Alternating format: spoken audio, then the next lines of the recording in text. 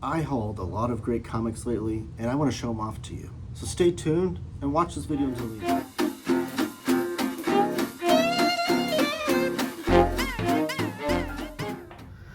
And we're back. My name is Taylor. This is Taylor Talks Comics. Please give the video a thumbs up, subscribe if you haven't already, and comment down below with your thoughts. So, half of this stack has been sent to me from Magnetic Press, which thank you so much, Magnetic Press, and huge shout out to Mitch over at Omnibuddy. I'm going to link his YouTube channel down below.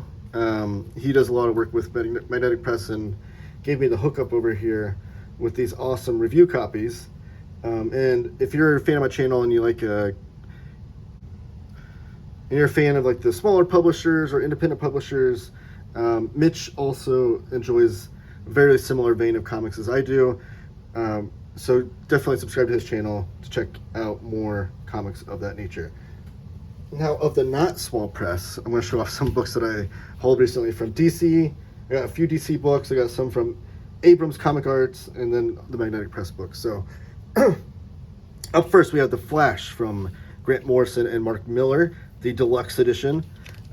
This is a really great deluxe edition because this takes place concurrently, or I guess during the Mark Waid run of Flash, which there will be 3 omnibuses for that run.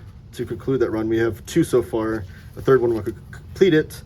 But this takes place during that run because there's a big portion of that run where Mark Waid took a break and went and started writing JLA, and then Grant Morrison took a break from writing JLA and came and wrote The Flash. I think it lasted for like a full year. So this includes all of that run, including some spin-off issues of other series. I think there's some Green Lantern issues in here and things.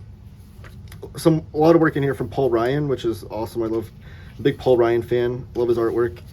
So I'm excited that they did this in the same oversized format as the Mark Waid omnibuses, so that they can still do the Mark Waid omnibuses without missing a beat when collecting only the Mark Waid issues.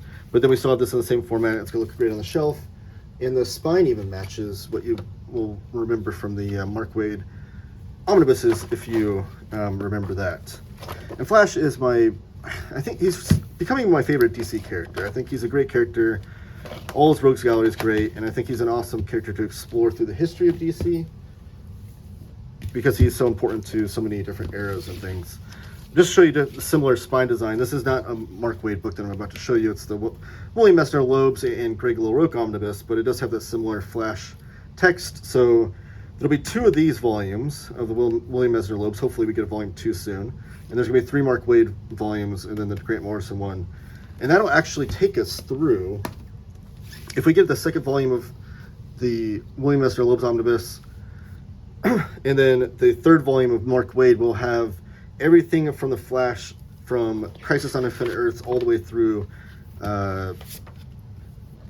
New 52, actually. The beginning of New 52. We still need like one more New 52 omnibus, and then we'll have Flash all the way through like present day almost. But yeah, this is the William Messner-Loebs and Greg LaRocque omnibus volume 1. I've just been meaning to pick this up for a long time.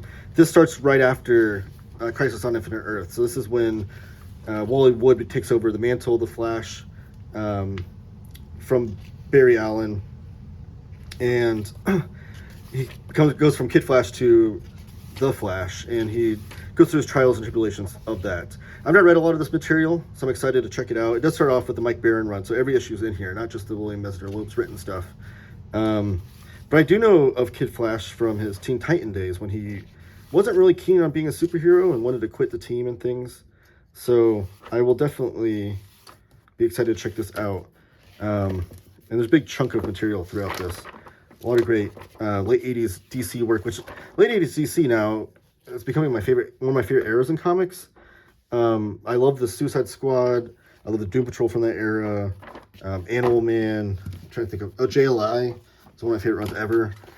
So that late 80s period of DC is definitely becoming one of my favorites. But something from earlier than that I hauled was the Spectre omnibus. Now this is an omnibus that just recently got a reprint.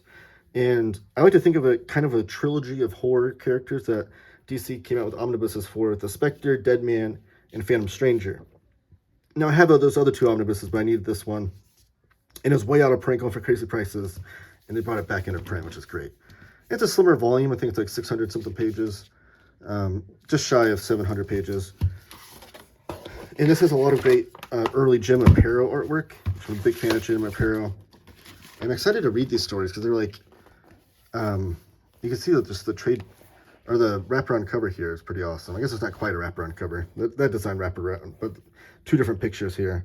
But you can see the one character's melting here, one's turning into glass, one's being cut by giant scissors. Like, that's kind of what this is about, is that these characters keep meeting their comeuppance, trying to right the wrongs of the world. Is a Spectre character who's a police officer by day, Spectre by night, I believe. I've not read a lot of these, so I don't know so much about the character, but you have issues in here from 1966 all the way through 1986, about 20 years worth of Spectre stories, all Silver and Bronze Age.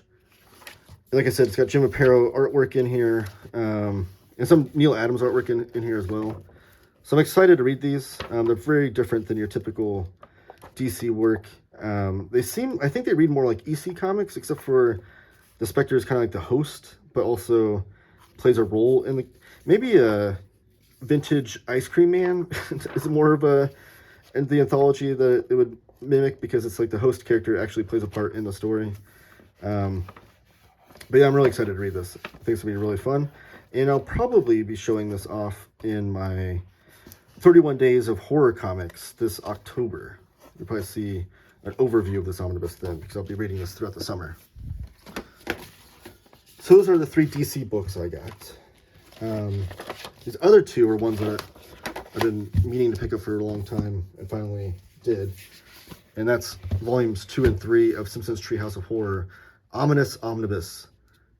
These are great slipcases by Abrams Comic Arts. I do have a video on my channel of volume 1, which I'll show off. And I'm going to flip through these now, but I'm going to do a deeper dive overview.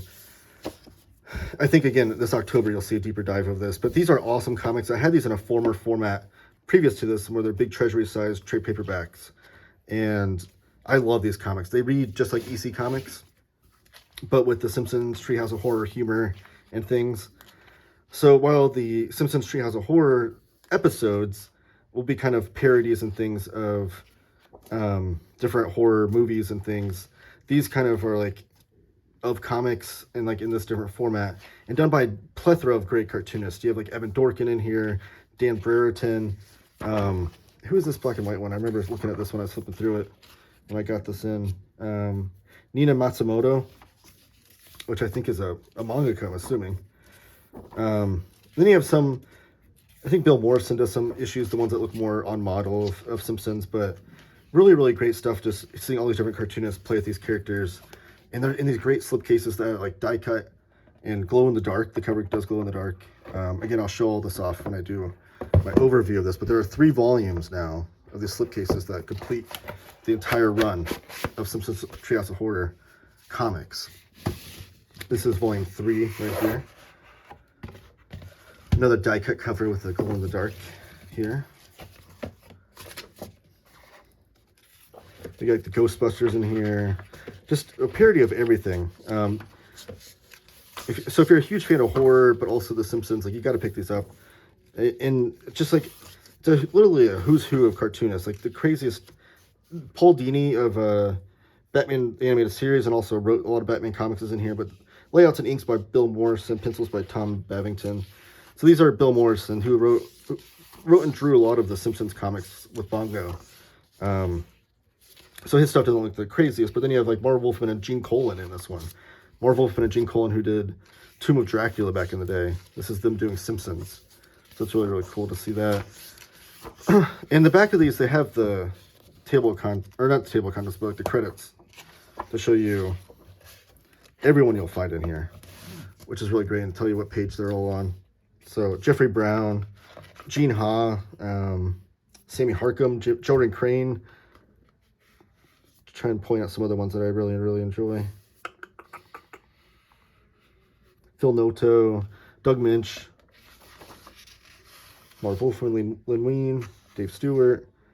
Yeah, just a lot of really great. Stan Sakai does a story in here. So really, really great stuff. Can't wait to show those off, and now that I have the complete set again. Like I said, I had all the trade paperbacks, but I think these might include more than I've ever read. So definitely excited to check those out. Now, on to the stuff from Magnetic Press. And this is going to be a full opening, I've never even looked inside of these yet, that you're going to see for the first time, which is going to be really cool.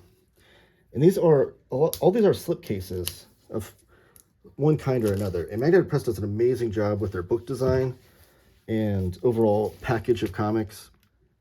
So I'll be happy to show these off. And these are review copies, like I said, so I plan to do full separate overviews of each of these when I get a chance to sit down and actually read them. But I wanted to post my first reaction as I flip through them for you guys, give you kind of a little behind the scenes of the Taylor Talks Comics method to my madness, if that makes any sense. So this first one's called On Mars, and they actually sent me this Kickstarter exclusive print to go with it. Number 23, the Michael Jordan number, with this print, which is really cool. It's even got like a debossed foil lettering on there. That's really cool. And here's a beautiful slipcase. Got some foil lettering on the letter right there on the spine. And this is die cut. Speaking of die cut slipcases, you can see my hand go through there. So it's all die cut with more foil. It's a really, really beautiful slipcase. And then there's 2 books included in this. I believe one's like an art book. I don't know. Let's find out. Let's find out. But it does have the signature Magnetic Press round corners on the hardcovers, which is such a cool little thing that they have, like their signature design of all their books. So this is On Mars. I have no idea anything about this book. I don't know anything about any of these books except for the last one, which I'll show. I know a lot about that one, but these first 3 slipcases I don't know much about. So it's definitely science fiction. Definitely someone traveling to Mars. This artwork is beautiful. Magnetic Press, though, has a rich history in reprinting and publishing a lot of European comics, which I absolutely love and adore. I've shown off a ton of those on my channel before, and I should probably put a playlist together of all the European comics videos that I've done. This artwork is amazing, though. It's definitely a sci-fi story, which I love sci-fi, so it's really cool. And let's get back to the extras back here. See what they got for us. Oh, there's a fold-out. Oh, it's like a fold-out map of Mars. Or of the terrain, at least. This is like a topographical map. I do know that because I was in Boy Scouts back in the day, and we used topographic maps to on our hiking trips. So I do recognize that. I know the lines that are close together means it shows you how steep the hills are. I don't know if that's accurate on Mars or not, but so that's that book. And then this one, I believe, would be an art book. It's a design book. I should recognize too. Sylvain, Runberg, and Grun are the writer and artist on these. So we get some great character designs. Man, this is, overall as a package and things, this is just really, really great. Everything you wanted to know about the story from behind the scenes. And I love these character designs. I love seeing an artist just sketch out these ideas. Especially vehicles. Like, those are really cool, too. Seeing them work out those ideas. Yeah, so I'm going to definitely do a whole video on this. Oh, there's, like, journals and behind-the-scenes written stuff in here. Yeah, this would be really cool. Oh, the end papers are different on front and back, too. I always love that appreciation, that attention to detail. I'm going to put my Kickstarter print in there as well. So that's On Mars. Look for a future video on that. And then up next we have the Midnight Order. So let me open up this guy. There's a lot of really cool foil design on this book. I can already tell. Again, just really thoughtful book designers over at Magnetic Press. That's like the best word I can describe them as. It's thoughtful. Like, they don't just throw the book together and call it a day. Like, they really put, no stone is left unturned with what they're trying to do with their overall package. So this is Mathieu Bablet's The Midnight Order. And you can see that the way they ship these books, they wrap it in plastic with these corners around it, these cardboard corners, so nothing's gonna get dinged up. Which again, thoughtfulness, right? So this is Midnight Order, and you can see it's like totally foil design all over the book. Here's the spine, again with that foil design, and the back of the, oh, there's like a, does it come out? Oh man, that's so cool. I don't know if I should pull it. Oh, it's like glued in there. It's got a coin that came out with it. So the spot to put the coin back, I'm gonna put it back in there before I lose it. Here's the other side of the coin. I'm gonna assume that has something to do with the story on the inside. That's really cool in the, man, that's so cool in the slipcase. Okay. And look at this artwork. This is absolutely brilliant. With that foil on there. Wow. Those end papers. Using gold as a color and book design is at its absolute peak. The front and back are the same. Oh, there is a ribbon with this. Oh, I didn't even realize the edges. Look at that. My goodness. And there is a ribbon in here as well. Which might have been a ribbon on Mars. I didn't notice if there was or not. Oh my gosh, this book is amazing. We get a little introduction to the story. And we dive right in with the chapters. Little table of contents. It's done on like a matte paper. Kind of reminds me a little bit of, not quite newsprint because it's not cheap at all. It's like nice quality paper, but it's definitely thin and matte. But like in the best, I don't know, I can't, the art lays on it really nicely. I am usually team matte paper on my comics. Some comics I think do warrant glossy paper, but for the most part, oh my gosh. This artwork and these character designs. This looks like definitely some magic, maybe some horror elements, some supernatural elements. I cannot wait to dive into this one. I don't know which one I'm going to read first. These all seem amazing. So here's the back matter, or at least, or maybe it's another part of the story. Oh no, that's like a, okay, that's like a prose section of the story. Oh my gosh, this all looks amazing. Yeah, I cannot wait to read that. That's going to be so cool. And again, the slipcase with the coin in it. The book design with all the gold foil and the freaking end paper, or not the end papers, but the edge papers. Yeah, that's really cool. So that's Midnight Order. Here's another one that I don't know much about. Where'd my little, there it is. My little pin nib go? Which is, it is apropos that I'm using a pin nib to open this. Isn't that part of the Magnetic Press logo? A pin nib? Totally was not on purpose. Yeah, right there. Magnetic Press logo is like a pin nib. Which artists that are watching this are probably screaming at me. Like, why are you using a pin nib to open up you're bending your nib? But I digress. So this one is like a acetate or look see-through. I don't know. Here's another. Oh, here's number 20 limited edition for Lost Letters with this little print. And again, these protective corner cardboard things. Anyone doing a Kickstarter or shipping out books they're not experienced with doing it, look up these. Find out what these are and if they're easy to attain, and put these on your books. They'll go a long way if you're not having to replace books, I promise. All right, so holy crap. This slipcase is like a hard plastic shell. I don't think I've ever seen a slipcase this high quality. But this is Jim Bishop's Lost Letters, My Dear Pierrot. I'm assuming that's pronounced. I think it's 2 different stories in here. I'm blown away. The slipcase is like hard plastic. Like, what the heck? Again, the book design and the attention to detail is just immaculate here. So let's pull up these. These seem to be YA graphic novels. This book is intended for readers ages 8 or 14 and up. Let's go look at Lost Letters first by Jim Bishop. Jim Bishop's not a cartoonist that I'm aware of, but I will be after this. Oh, man. Again, thank you so much, Magnetic Press, and thank you so much, Mitch over Omnibuddy, for hooking me up with this. I'm going to have a huge stack of incredible comics coming from Magnetic Press to look through. And again, future videos coming. That is an amazing character design with the fish bowls ahead. Oh my gosh.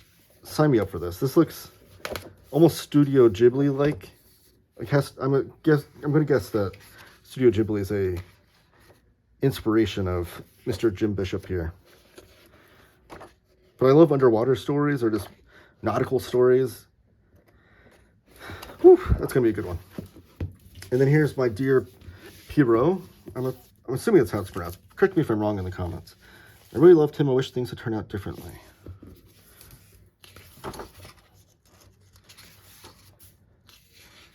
Both of these books were on like nice matte paper. Again, Studio Ghibli has to be or Ghibli, I might be pronouncing that wrong, has to be an inspiration for Jim Bishop. And you can pick a lot worse inspirations. I mean, are you kidding me? This is amazing. So this looks like I don't know, I'm getting Shakespeare, Romeo and Juliet type vibes, but with wizardry, perhaps? I might be totally off base on that, but I will definitely have a more thorough review of the story and everything when I'm able to dive into this. So let's put this into the book and put this back into this hard case. Again, I'm blown away by this slipcase. I don't know if there's a certain way to put these in here. Oh, geez. That's just, I don't know. The slipcase in itself. Each of these slipcases have been amazing. They're the die cut, they have a coin in them. They're hard shell plastic. All right, so this one is the one that I know something about. I know a little something about this one. Because I have read one of these books and reviewed it on my channel. But I've been wanting to pick up the other two. So I was blown away and shocked when this came into the mail because it was like serendipitous that I was already wanting two of these books and here they are. And it did come with the art print with some foil on it. That's number 445 of 1025. Horror Classics by Georges Bess. So here is the slipcase. Oh, mine did come a little dinged up, but it's a review copy. I never complain when it's a review copy. I can't, right? That's just amazing that I have this on my shelf anyways. And I'm not really too precious about dings and dents on my books anyways, to be honest. But dang, look at that foil. All right, so this comes with 3 books in it. Oh my gosh, the inside of the slipcase. Every slipcase has shocked me with something surprising and cool. It's got die-cut coffin design, but also the inside art on the inside of the slipcase, if you can see that. Amazing stuff. Magnetic Press, thank you so much. I can't thank you enough. So I've read Frankenstein. Frankenstein's a book I've read and I've done a review of on my channel, and it's amazing. I'm going to link that above. But for the purposes of this video, I'm going to flip through the other two, Dracula and Hunchback of Notre Dame. Now, I don't know, I should have said this too, I don't know which of these are going to be available. If these slipcases were only Kickstarter things, if you can't buy them that way, I'm not sure. I'll find out whenever I do the overview of these books. But all of these should be on sale on Magnetic Press's website, or your local comic book shop should be able to order them. The book itself. It's the slipcase and stuff I'm not sure about. But these are amazing additions to these books. They do have ribbons, which is cool. Let me find this one. Dracula's is red, which is apropos. Oh, it's tucked in there real tight. It's always hard to pull out the ribbon for the first time. All right, so this one is stark red, as you can imagine, Dracula, right? It's got a nice shininess to it. But this is Georges Bess, who's one of the most amazing artists I've ever read in comics. I first came across his work when he did some stories with Alejandro Jodorowsky. But these are all done by Georges Bess. He's translating it from the original works and then also doing all the drawing, and the drawing is immaculate. But what makes these cool is when I was reading Frankenstein, I realized this. I didn't know that this was part of these editions, but these are like artist editions. So if you're a fan of artist editions, which I am, I've shown off a lot on my channel, you can see all of the nooks and crannies. You can see like the textures and the washes that he's using. I don't know if that'll show up on camera or not. You'll see some pencil marks also where he's like using like a blue line pencil or something on the outside of his work. But everything, so it's not cleaned up like that. But I love that because I love artist editions and I love being able to read it as if Georges Bess handed you his original art pages and you're just like flipping through them. But the artwork is amazing. And this is based on Bram Stoker's Dracula. And the Frankenstein was based purely off of Mary Shelley's Frankenstein, so not the Universal Monster version. And holy crap, I cannot wait to dive into this. I did do a video on my channel, so I do 31 days of horror comics in October, and last October I did a Tale of Two Origins where I showed two different versions of Dracula's story. And this Halloween I might have to do the same thing, but with two different versions of Dracula, because Dracula's been, you know, told and retold in comics a number of times. That's just amazing, amazing work. And then here's the Hunchback of Notre Dame, which I confess I've never read or seen or experienced the Hunchback of Notre Dame anyway outside of the Disney movie back in the 90s. That's the only version of this story that I'm aware of. So I'm assuming, like most Disney movies, that version was cleaned up and PG-ified, if that's even a phrase. And the story probably is a lot more haunting, especially since these are Georges Bess horror classics. I'm assuming the original story is much different than that. Here's the ribbon on the inside. So let's flip through this. And they read so well, like the Frankenstein did at least, which I'm assuming these will as well. But Georges Bess does an amazing job of pacing the adaptation and having the artwork bleed through into page from page. Just really writing it in a way that make these better than the prose versions, dare I say. I'm always going to vote comics over prose, though. So yeah, that's absolutely amazing. I cannot wait to dive into this and read it. And I love that I have the slipcase now. So I think Dracula was the first one that they came out with, and then Frankenstein. And then the Hunchback of Notre Dame is the most recent one. And that's where you got the slipcase, is with the Kickstarter of that. But one more time, here's the spines, which all have a foil touch to them on the lettering. And then there's like a die-cut coffin look to it. So yeah, that's what I've hauled recently. I've got Georges Bess, I got some Jim Bishop. Here is Midnight Order by Mathieu Bablet. On Mars by Sylvain, Runberg, and Grun. I'm running out of space here. The Spectre by Jim Aparo. Gardner Fox, Michael Fleisher, Neal Adams. The Flash by William Messner-Loebs. Simpsons Treehouse of Horror. And The Flash by Grant Morrison and Mark Millar. Thank you guys so much for watching. Please give the video a thumbs up. Comment down below on any of your thoughts of these. If you're wanting to see a closer overview of any of them sooner rather than later, I'll move it up my priority list just for you. Always appreciate those comments, or if you have any questions about anything or any comments that I didn't know a lot about, and you want to chime in with. I always love learning more about any of the books that I have. So I appreciate that as well. Give the video a thumbs up, subscribe if you haven't already, and everyone keep talking comics.